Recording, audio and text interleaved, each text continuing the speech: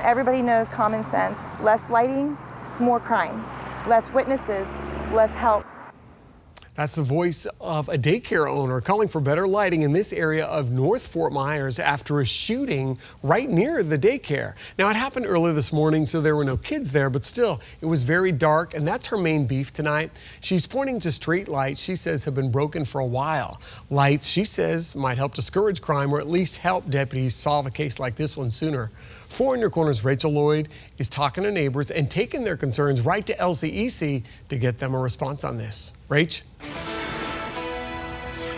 Patrick, that street light behind me is one of about 15 that don't work on this block of Pondella Road. And this is the same area where that shooting happened well before dawn this morning.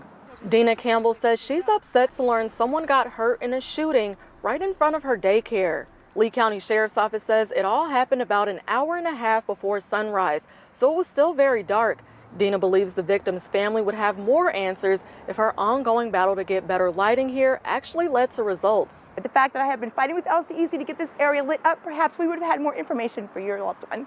And she says better lighting might have helped deputies find more clues to solve the case sooner. When you have an area that is lit up, and somebody wants to find a witness, it's going to be much easier to see what's going on. Another neighbor tells me she shares that anxiety about things being too dark and therefore more dangerous after sunset. It scares you, but you hear about shootings every day on the news.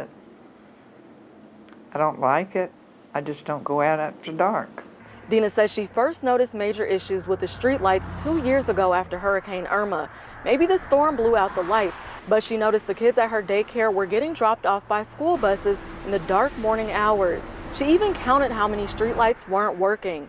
49 on Pondella between Moody and 41. She shared her concern with LCEC and says the utility company marked those that didn't work with tape. That's still on many of them. Anybody drives down Pondella, look at the light poles. You'll see the yellow tape still hanging there that used to be that bright orange. Today, she counted 15 that were still marked with orange or yellow tape on her block alone. I reached out to LCEC, and a representative was shocked to hear that they had been out for so long, and she says they'll look into it first thing Monday morning. And looking ahead, Dina says she dreads when the days get shorter again. I'm worried about this coming August if the LCEC doesn't get it fixed, because when we have daylight savings, I'm going to be loading kids on school buses in the pitch black again. In North Fort Myers, Rachel Lloyd, Fox 4, in Your Corner.